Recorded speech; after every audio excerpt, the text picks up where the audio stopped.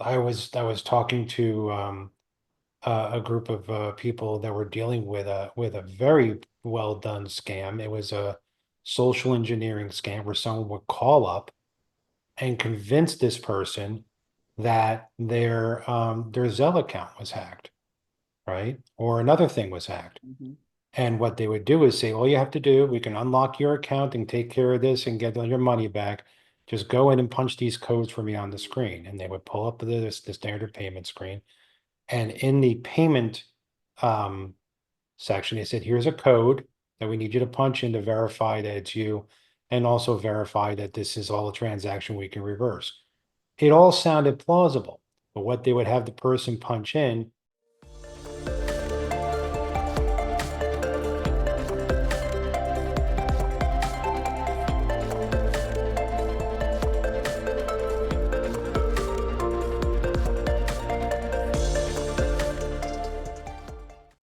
Welcome, everyone, to the Smarter Online Safety Podcast. I'm your host, Jocelyn King, and I am thrilled to be with my guest today on this call for all of you to glean some great information from. I am here with Elliot Lewis. Elliot Lewis is the CEO of MOVIA, and he has a career of having been a chief security architect, a chief information security officer, and just one of the top people in cybersecurity at multiple companies, everything from Microsoft and Dell Computers, Merrill Lynch, you name it. And he's been a consultant and advisor. And Elliot has a colorful history, which he cannot completely reveal, but he, suffice it to say, he had an interesting adolescence and was somewhat of a hacking savant and found his way into some interesting sites and ultimately having conversations in a room with government officials who offered him a job, which he then took. Yeah. And he can't talk about his service, but Elliot, we want to thank you for your service to helping protect U.S. citizens and As the a country. consequence of fun activities as a teenager, I wound up with a great opportunity to work for the military and the federal government. There you go. And I really enjoyed doing that because it sets you on a path of, there are way too many bad guys. You have to be one of the good ones. That's Yeah. the job. Yeah, and And Elliot fights cyber criminals for a living, and it's part of your DNA, Elliot. I mean, you also love Marvel comics and Marvel, oh yeah, and you get to be a superhero when with the cybercrime that you do. We need a far more white hat good guys like you to fight the black hat bad guys. if I unblurred the back of my screen, it would be actually embarrassing as total Marvel fanboy kind of thing. Um, That's but awesome. I've been collecting comic books since I was 8 years old. But and the thing is, it sets a tone in you. It sets an ethos in you. You Mhm. have to be one of the good guys. There's too many of the bad ones. And if you're not doing that, who is? Right, And you get out of bed every morning and you figure out how you're going to catch a criminal, thief, or a terrorist to protect somebody. That's the job. right, If that's not what you're doing it for, I don't recommend getting into cyber. It's too hard. right. It's every day is another phone call. Every phone call is another person in trouble or being hacked or having things stolen, and it never stops. Well, it But is really being a first responder and on the front lines. It's just you're it in truly is. cyberspace instead of on the ground in another country. Yeah, and it's in and it's something where there's too many people are out there vulnerable and it's being taken. There literally is. People worry about, well, is there a war happening in the world? There is a war happening, frankly, in the world every single day in the cyberspace. It Correct. just never stops. It's always escalating. The trick is staying ahead or trying to stay ahead of the wave that's coming. And when you look at the whole tech world. I've been, from my time at Microsoft and Cisco and Dell in the tech world, and then on Wall Street, and I ran my own startup for cyber, doing something a little bit different now in Movia, but that's a whole different story. But it's because every time there's a new innovation, there's a new way for people to take advantage of it. Right. And what people have to think about is hacking is not a zero cost sum effort. It's organized crime. Mhm. And there's a volume to it that makes it profitable. And every time you're spending time and energy on hacking somebody, there is a risk, but there's also a money component and a time component, just like every other business. Mhm. So it really depends on what they're going to get out of it, whether you're a target or not. That's a great point. And, you've got some great stories and some great tips. One thing we haven't touched on yet is the different types of cyber criminal groups, like hackers, hacktivists, and stuff. Could you break that down for our listeners? Sure, sure. We So like to take the hoodie off the hacker here at Smarter Online. yeah. And so that's a great question. Hackers versus hacktivists versus others. When you look at, say, for instance, uh, when you look at the headlines and you see how someone had their CFO's voice AI generated and targeted, and the video was created and targeted and such like that, that costs thousands upon thousands of dollars and months of time to get that right. That is a very highly planned heist. Mhm. You think about that as how much time and effort someone needs to do to literally rob a well-protected bank. I It is love the that. same Thinking of it as level of a effort, heist. Yeah. right? Mhm. And in general, for the general public, well, if you're not sitting in your house with millions of dollars in the safe, you're just not of interest, Mhm. right? Mhm. There's some money risk, there's money, there's risk, and there's time to hacking. Mhm. And people need to think about, well, who's going to target me? Why would they target me? Mhm. Is it actually a targeted thing or just a mass production thing? Mhm. As an example, uh, I was talking to a group of people that were dealing with a very well done scam. It was a social engineering scam where someone would call up and convince this person that their Zelle account was hacked, right? Or another thing was hacked. Mhm. And what they would do is say, all you have to do, we can unlock your account and take care of this and get all your money back. Just go in and punch these codes for me on the screen. And they would pull up the standard payment screen. And in the payment um, section, they said, here's a code that we need you to punch in to verify that it's you and also verify that this is all a transaction we can reverse. It all sounded plausible, but what they would have the person punch in was 000 something like 0003925 and then hit enter. Well, that payment site didn't go through the proper work of removing or notifying the fact there's three zeros. And what that person did was actually authorize a payment for $3,925. Oh, It looked like a code. It mhm. got entered like a code. But it was a It was dollar totally amount. plausible, but he actually entered in an amount for payment, Mm, right? Because that site didn't remove extra zeros, mhm. right?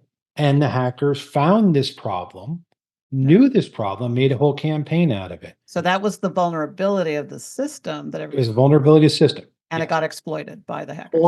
For it's for development. Mhm. It's the same thing as it's the same techniques that leads to larger theft in corporate space. Mhm. It was just used on a consumer base. But keep in mind, to make that profitable, someone has to turn up a call center. They have to employ people. They have to Mhm. train people. These Mhm. people have to get paid. They have to have collections. They have to have back end systems. It's expensive to run these things. Right. So, the I think the lesson here is they're out there, they're getting more complex, they're Mhm. getting, more plausible and harder to spot, but Mhm. it's still common sense. Right. Why would a code be put into the payment field of your payment system? Mhm. Period. Mhm. Common sense, just full stop. Why would you do that? Mhm. Right? And they exploit people on fear and anxiety and thinking that something could happen. Um, Also, if you think you're talking to somebody who's an IT professional, let's say, or somebody with superior skills to your technical yes, ones, they're you feel speaking to your human. intimidated and you kind of defer authority over to them and you do what they say. You do. Yeah. You'd think, oh my God, this person is very sincere. They're trying to help me. They're doing everything they're doing. In the meantime, it's a scam. Right. And they do this because they are making a lot of money at it. There's obviously a success rate to cover the costs Right. and do a lot of multiples of revenue on this thing, just like any other business. Right. And So AI and other tools are just there's an exponential curve coming because AI is they can expensive. scale faster. AI is an expensive tool to use. Yes. And you're not making your money out of it. If you're spending all your money on AI to get money out of people, um, it's not a very good business model, and it's too expensive to use. Mhm. People are very worried about, am I going to get tricked by AI? As it becomes more commoditized and more inexpensive, I think you're going to see more incidents pop up to the general public. Mhm. Right now, I think that you're seeing AI used in hacking, it's because it's a very concerted high-end bank theft Mhm. kind of thing. Right. It's going to return millions of dollars in one foul swoop. Right. You're just waiting. It's kind of like big game hunting. You're waiting. It, Yeah, you're in wait for a long time, but the payoff is worth it once you land one big thing. yeah. Yeah. AI is an interesting space. It costs money to use. It is not at a commoditized rate right now. Mhm. And while they do use it to say, okay, if I'm going to say hack Elliot Lewis, what would I go after? Right. Well, that depends on two things. One, does the AI have enough data on me to know what to do? And two, am I feeding it bad data? Mhm. Right. And there's a whole bunch of work being done in AI and cybersecurity about how to control what data goes in, where data goes, where it feeds it, how an AI uses data, so on and so forth. And so that we can fine tune it and make it that much safer and better. But it's a long way off for being used on a personal level to the masses en Right. masse as a hacking tool. Well, I've been testing one of those, $10 a month, you know, tools and stuff for voice calling. And Mhm. one of the tells that I see from it is there's this latency that people need to be aware of, meaning Yes. that when I say something to it or I answer its question, it has to translate that, process it, on the AI back, Yeah. which is like a chat GPT, and then come up with a response and then put that into voice. And that latency right now is 5 to 10 times longer than a normal human conversation. For So the moment. it gives me an opportunity for my spidey sense to go off and Yeah. be like, this person's taking an extra long pause before they're answering me on a basic question. So fortunately, at least right now, as people start getting these sorts of interactions, there is that opportunity where you're like, why does this not sound like a regular human conversation? Yeah. There's little things to look for. Mhm. And Um, but that doesn't mean you have to train yourself to be aware of an AI, I don't think. I Mhm. think it's more along the lines of for the masses, use common sense. If something doesn't make sense to you Mhm. or something smells funny, Mhm. just don't. Right. Just decide not to. 90% of what I see out there that's effective is social engineering hacks, where Right. they We've been use covering social engineering a when lot. someone's talking to you, Yeah. right? And having a conversation with you and making you believe that there's something to do here so they can put you through an exploit. Right. When that's when you're doing social engineering. The other huge amount is phishing techniques and Mhm. phishing attacks, just clicking on the wrong link, not knowing where you're going to, and Right. how sophisticated those can be. Bottom line, use the tools that are on the system. Don't just there's plenty of settings to say, don't let me just click an arbitrary link, Mhm. right? Have the settings on the browser go up to a certain level to say, you know what? I'm not going to just let live links happen for you. You're going to have to go through extra steps to think about it. And it Right. gives you the So chance to use. set your security settings on your laptop and on your Yeah. browser and all your settings on high, and it's gonna do a lot of protection for you. Mhm. High is usually very high. Mhm. Okay. So at But least increase it from where you are today, and you'll be safer. if you're on medium and you're being smart about ad blockers and you're being smart about URL protection, you'll be okay.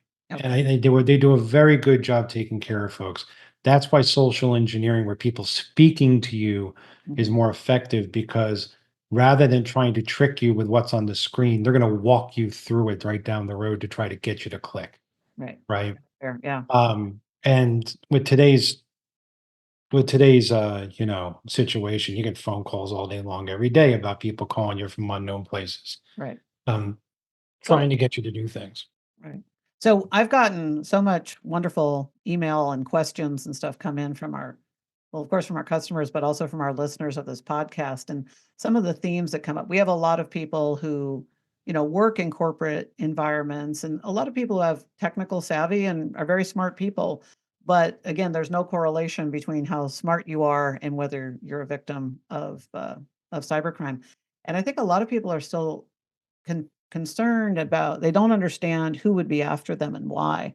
So could you kind of talk through those layers That's a of great question. the hacker, the solo hacker, the hacker group, the hacktivist? Because some of these groups that are getting the headlines are not a concern to the average person, and some of them are. And I think helping explain that would really help them. Yeah. So first things first, the general public, you're probably not targeted personally. Mhm, Okay.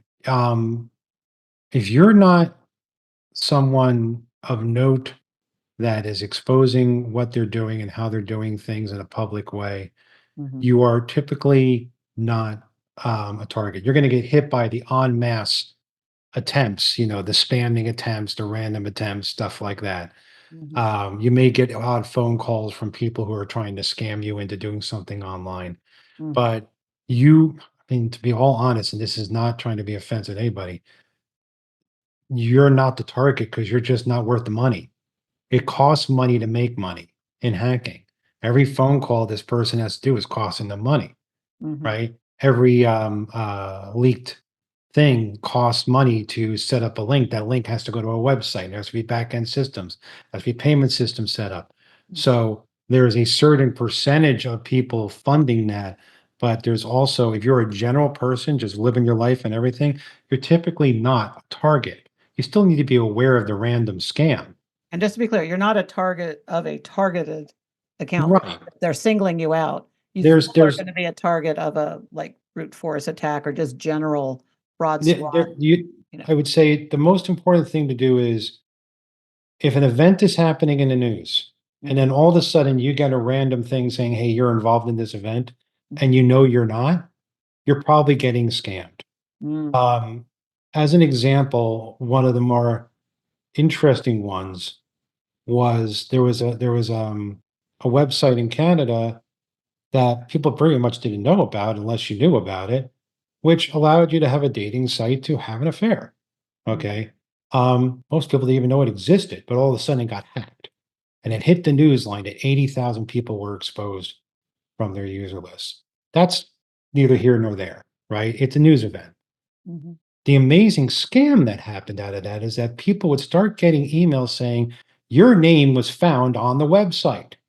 And now mhm. you have to pay me money to keep it off away from your family. Keep it a secret. So Keep it a secret. The most amazing part about this is people who had never been on that website and never even knew it existed were paying the fee to keep their name in private because the hackers figured out a psychological thing. Well, if you were having an affair, then it's plausible you might be on here and it's in your head. mhm, And they made a lot of money on that targeted event, mhm. right? Um, And some people, I'm sure, were just afraid of the scandal, even if they knew they were safe and would. yeah, There's a certain it was a percentage. psychological impact, and he made a lot of money on that. And you see things like April 15th, every year, something comes out with tax scams, Mhm, especially with online scams. You see stuff with, every quarter, if you're a business, about your quarterly tax returns being submitted. And did you get it right? Or did you do these things? Or you owe this much money. You need to call us immediately. These are semi-targeted attacks on very clear identity-based individuals who are doing certain things in their life and taking advantage of news articles and right. news events that are happening that you're aware of. Um, there's scams happening right now around Social Security changes Mhm, where people are afraid of Social Security payments and things getting cut off, and people are getting scammed left and right over that.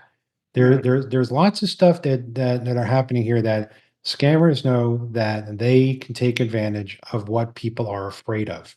Mhm.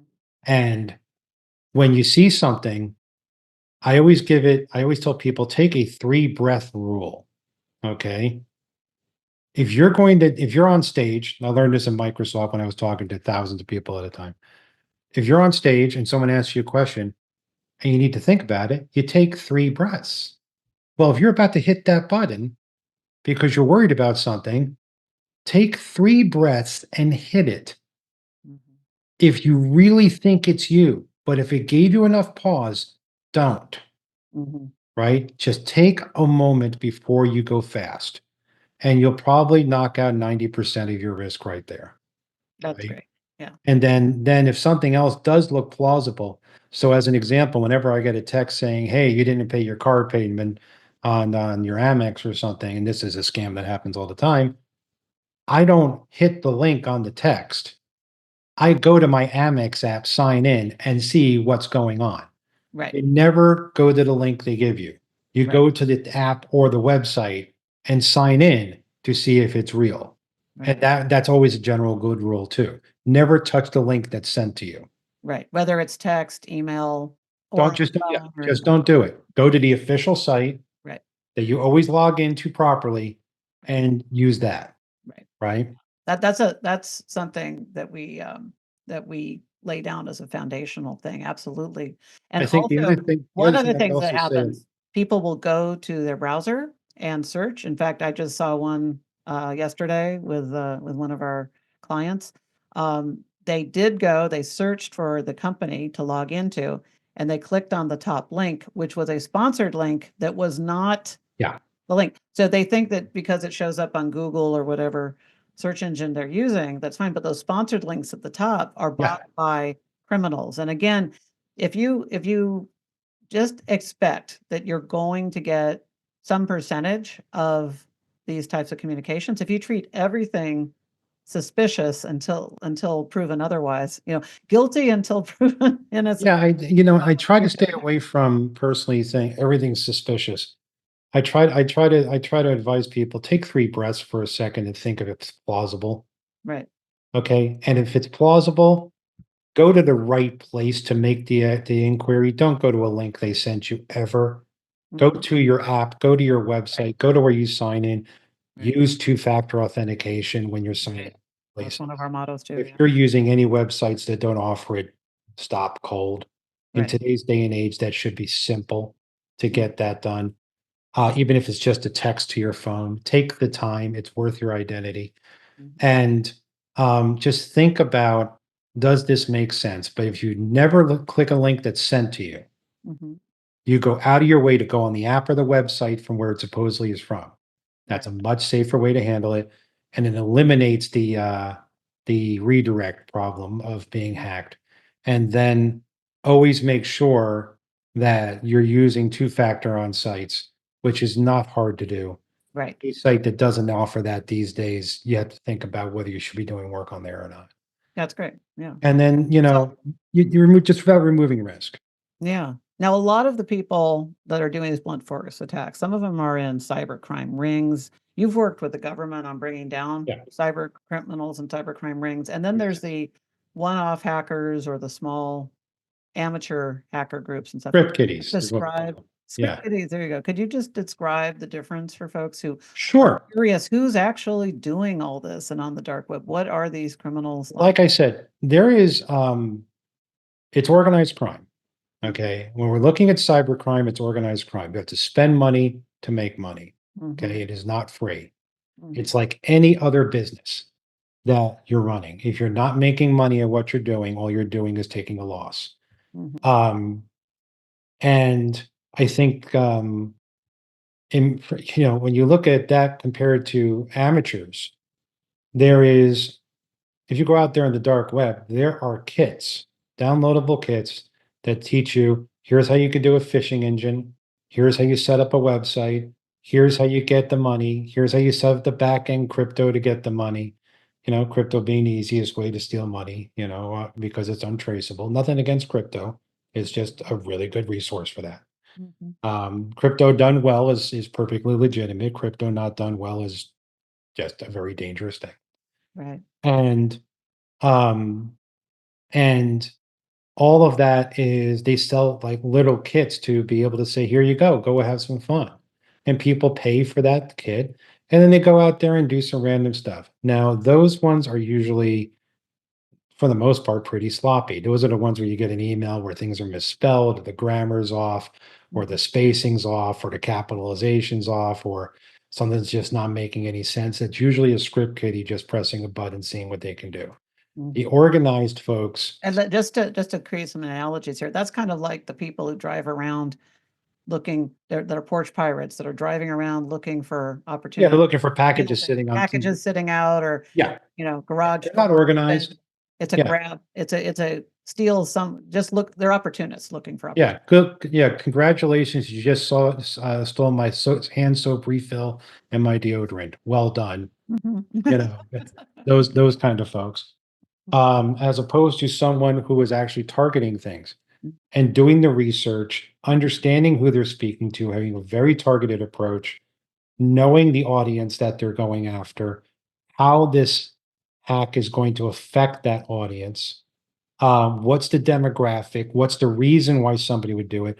All of that takes research. It's actually, very much like product design, right? It's very much product design when you do this. And that's where it becomes quite profitable, because by doing proper product design and then selling it and then marketing it, which is what they're doing, they're making money. Now, instead of making money by selling a viable product, they're making money by stealing money, but it's still very much standard product design. And you have to understand those are the people you're up against. It's the real business that they're Right. doing there.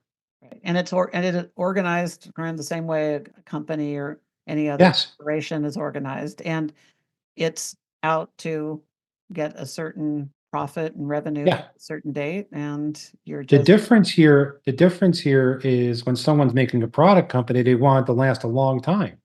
If you're a hacking company, you're doing it for as long as it's viable. When it starts getting too risky, you close the whole thing down. or until you Right? get shut down or something like that, yeah. Right. And then you move on to the next thing, and they're very skilled at doing that. So this is professional work here. that What are, people- one of the questions we're asked a lot is, well, how come these sites aren't stopped and stuff? Could you talk a little bit about like the jurisdiction issues and That's a why great why question. can't the US stop this thing from wherever it's coming in from? The internet is an international operation, and every country has its own rules and laws and legal processes to do so, including what's called takedowns. Mhm, And for you to be able to say, well, I just got a phishing email, it's going to this URL, this website. mhm, That website may only last for a day, mhm, and then it's gone. And then they go change the settings on the internet, that the domain name settings, and it's shifted to another IP address completely elsewhere. And by the time you figure out where the first one was, it's already moved on to the second or the third one. By the mhm, time you figured out what crypto wallet the money went to, it's been shifted to 5 other crypto wallets before you even had a chance. mhm. Staying ahead of it is also a full-time, very expensive job. Yeah. I can tell you that when we were at Merrill, we had an entire operation. This was back in the early aughts, the early 2000s, Mhm, where we could tell within minutes any website that popped up on the internet with the Merrill Lynch bull logo, mhm. and it wasn't our website. And therefore, you can tell a phishing site was about to pop up trying to hack Merrill Lynch. Now your ability to shut that down depends on where it is. Well, that was a whole other thing, because then you had to follow the international law to say, okay, we want this takedown happening in this way. And we outsourced the entire thing to another company who Mhm, made an entire multi-million-dollar business on takedowns. mhm, You say, okay, this site isn't ours, and they made a multi-million-dollar business going after those sites and shutting them down. mhm. They were usually effective. Sometimes they couldn't be. Sometimes they were ineffectual because the damage was already done. Right, Right. But it's a very, it is not as, because it's a legal process rather than just a technical process. right. It is slow, it is arduous, and it is not 100% doable. Well, and the good news is that, people say, well, there's so much cybercrime in the news and so many things happening. How come we're not effective? And the thing is, what you're seeing is a very small percentage. I mean, we mostly are safe from all the incredible hacks. I mean, there's different statistics out there about how many hacks a corporation gets on a daily basis. And when in my workshops, when I'm training, I pull up the live, you know, hacking of the day, and you see that, there's been 15 million by lunchtime. Yes. That's what's going on realistically in the world. So the It's a fact that very Mhm. speaking as someone who catches criminals, thieves, and terrorists for most of my career, Yeah. um, it's a very lucrative business. There is a reason why cybersecurity is one of the most important things out there in tech. Because, and I'll say it again, I live by this mantra: you have to be one of the good guys because there's way too many of the bad guys, Right. and they're going to keep coming. And our job is to protect everybody and be on the front line, and take the punches. Mhm. Um, it's it's uh it's something I learned as a young person, reading Marvel comics and everything. Being a hero is not having superpowers. Being a hero is standing in front of everybody and taking the punches so they don't have to. Mhm. Mhm. That's the job. Being out there and putting yourself in danger to save other people. That's the job. And that comes from people in ambulances, firefighters, police officers. And in the cyber world, while we are not in direct physical danger, it's dealing with criminals on a daily basis to protect people. It's a hard job. Yeah. Well, and we have millions of people in the US alone doing this job to protect all of us in corporations and government. And as of a stat I saw last week, there's still almost a 500,000 open positions for cybersecurity It people. is surprising. Yeah. I think that it's going to resolve itself relatively soon, hopefully. Mhm. I would love to see it ramp up again and get back to where it should be. I Well, think by the way, for everybody concerned that their job's going to be replaced by AI, this is a great time to learn how to be a cybersecurity professional. well, and I was about to say, listen, if everybody thinks that AI is going to replace cybersecurity talent, it's not. Back in 2014, everybody was a whole hype cycle around everything in security was going to be AI and machine learning. That was 2014. It didn't happen then. There's a bunch of hype going on now. Can AI help? Yes, but you have to understand how AI works. It's a much deeper conversation we could get into. But the end of the day is it can only know and work on what it already knows and has, Mhm. right? And every if you make an AI platform for cybersecurity, it doesn't know everything about your company, your operation, your situation until it learns it. Mhm. And then it has to incorporate that with everything coming at it. I Right. think we're seeing the beginnings of some additional tools, but at the end of the day, it's humans that are going to be able to figure out what the false positives are, what the real issues are, um, all the different things that come with it. And more importantly, what data should not go into AI because it's not real data. Right. That's the bigger cybersecurity concern we're tackling in cyber today, protecting data from AI ingestion when it doesn't belong in it, Mhm. keeping AI actually educated well rather than with false data. There is a lot of work to be done before it becomes an effective security tool in that way. Which is good because that gives everybody time to take steps to be safer online now and put all of their protections in place so that by the time these cyber criminals are more empowered, you're also more empowered and safer. Yeah, I think the way to I would sum it up for, being smarter online for everybody, um, be vigilant, Mhm. breathe before you hit the button. Take 3 breaths. I love that one. Take 3 breaths before you hit that button, think it out, and never hit a link that was sent to you. Go to the site that should be giving you that information and sign in on your app and on your website, whatever it may be, and check it out there instead. That way, you will not be caught with a bad link. Yeah, Always ignore that and go to the site. that's And great that advice. really mitigates a lot of the mystery. And if someone calls you up and tells you, "Hey, your stuff is in danger and we found a hack," hang up the phone. Mhm. 99.9% of the time, that is a hacker. Right, They right. rarely call you. No one's calling you to tell you your stuff's in trouble. Right before I got on this call with you, I was helping somebody who was getting a scam from supposedly the FTC, and they had all this. So I'm just saying, and they were on the other line, and they kept hitting mute to see what I would say, and because it's one of my clients, and I said, so ask them for the case number, ask them for their name, get their phone number, and then tell them you will, you have to double check some things, and we'll call them back. Don't even let on that they're Yeah, and then we looked up the FTC to get and by the way, in searching for the FTC, one of those sponsorship ads came up that was not ftc.gov. So you got to scroll down to get the actual .gov site or whatever the correct site is, get the contact number off of there and then call in. It's an extra 10 minutes, but 10 minutes is nothing when you have exactly. years of your life or your savings You're doing the right thing. You're breathing, you're looking at it, and you're saying, I'm going to do this another way. yeah. And if it's real, and we'll deal with it. Mhm. But that extra 10 minutes saves you your identity, it saves you your money, it saves you your information, whatever it may be. And there's all kinds of other ways that we can talk about stuff about Mhm. how to be careful on social media, how to be careful what you say, just common practices. Right. Jocelyn, you already know all this stuff.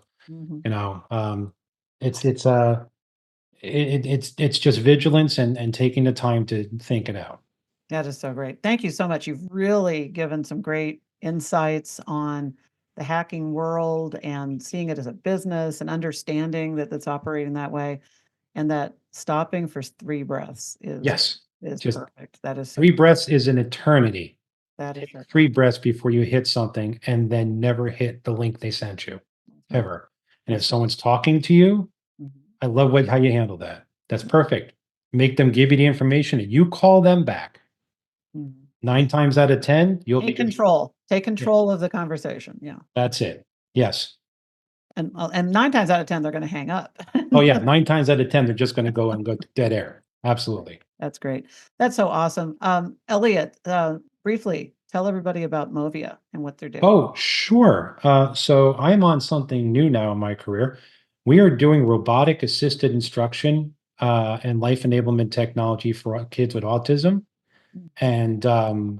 And it's an amazing system where we have it in schools and in homes where the child gets to work with a robot for education, for life enablement skills, and it does an incredible connection with the kids.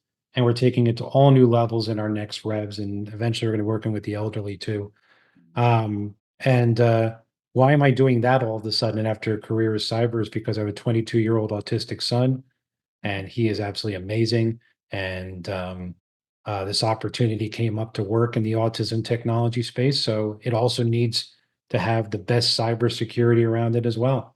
So it's Yes, a and great I mix. wanna And say that is so great because 'cause we've all seen, some of and these are headlines in the news, I'm not saying anything that's not public information, but everything from Facebook to Zoom to everything else has been launched without even where they were launched without thinking of security, and there were these that's right. major problems that happened that made headlines that had to get resolved and quickly resolved, and so to have something that's particularly around, um, an AI sort of engagement with the children that Yes, we're wanting to protect being driven from cybersecurity is as a basis. Yes, it's and if it's a people huge piece. yeah, so if We're people want to learn more about MOVIA, where should they go? What's the They website? should go to moviarobotics.com, MOVIA robotics.com. That's so And you'll awesome. get to see our robots in action and learn all about it. It's going to be a really fun direction where we're going with this as well. Where you're Yeah. going to get to see it on phones, on TVs, on iPads, but also Mhm. in a robot if you want it. But the effectiveness with autistic kids has just been fantastic. Well, and the epidemic of autism. So what is the current stats? I think you told me this Oh before. my goodness. Right now, 1 in 36 kids are diagnosed with autism. 1 in 36. That is Unfortunately, 1 in 20 kids go without a diagnosis. That's another statistic. mhm, And of all of them, 30% of them do not have access to therapeutic care, even if they do have a diagnosis, either through mhm, lack of services in their area or lack of affordability or whatever it may be. What our goal here is to use technology to bridge all of that. Biomed and pharma are doing a great job trying to get a handle on this stuff. Technology and the MOVIA platform are going to enable them to be able to work with us, for us to work with them, be able to communicate better, and be able to bring families closer together, even though there's a disability there. Right. Uh, Well, and I know with you and your chief security architect that you brought in driving the security of that information to protect the kids. it's key. It's We're really, basically really so making important. we're going to be making an online entity that's going to be able to work with every child, their own personal entity. That is it. And it's going to go wherever they go, either in the robot or on their phone or on their TV, wherever it may be. But it's going to be their life partner. It's going to learn everything about them with machine learning and AI. Right, And it's going to change the entire experience for an autistic person with their family and caregivers. right. That's the goal. And I think that's a perfect next step for you for a career that started in um, some experimenting with hacking to working for the government and hacking to working with Wall Street and Microsoft and tech and then in cybersecurity space itself. And Yeah. then now bringing all that cybersecurity knowledge to helping kids I, and I'll families I'll be leave safe. I'll leave you with this. My wife convinced me to do it because they asked me to be the CEO of the company. And I was thinking to myself, no, I catch criminals, thieves, and terrorists for a living, and that's not what I do for a living. And my wife sat me down and she said, Elliot, you've been saving anonymous people for 35 years. It's time to save the people in front of you. Mm, So that really helped me shift my focus to yeah. let's take care of an entire generation of people who Mhm. are getting lost. Right. And they are You're also really, doing prevention. You're also doing prevention so they can't get a hit. yeah, these are So it doesn't brilliant, become brilliant another people. headline. Mhm. People mistake autism as if it's a mental disability. It is more of a physical disability. Mm. My son can't speak. My son is very autistic. He has all the signs of it. And yet at the age of 19, finally, when we gave him a new technique to be able to spell out what he wanted to say, rather than make him actually talk, because it's the hardest thing you can do, with apraxia, he let us know he'd been studying biomed, computer science. He knows 4 languages fluently. He has a photographic memory and is a mathematical savant at the quantum mechanics level. And we did not know. Wow. For 19 years, he was wide awake and we did not know. Wow. We need to give access to everyone, Mhm. all of these technologies and these techniques, so that no parent or child loses that. My son was able to say, I love you, Dad, for the first time a few months ago in his Wow. life. And he's 22. He's 22. That's awesome. Um, I am so parents and glad that these children and parents shouldn't have to live like that. no, and I'm so glad that you and your team and others in the industry are doing so much to protect our kids and our families, that and especially the ones who need the most protection, who deserve the most protection. So Yes. thank you so much for that. And this has been a great conversation, and I Thank you so much for having me. and for everybody listening, if this has been interesting and you want to share it, please feel free to share, like, subscribe, leave us a review for the podcast if you would. That helps us grow and reach more people so that we can help others. Thank you all for tuning in. And until the next time, stay safe out there.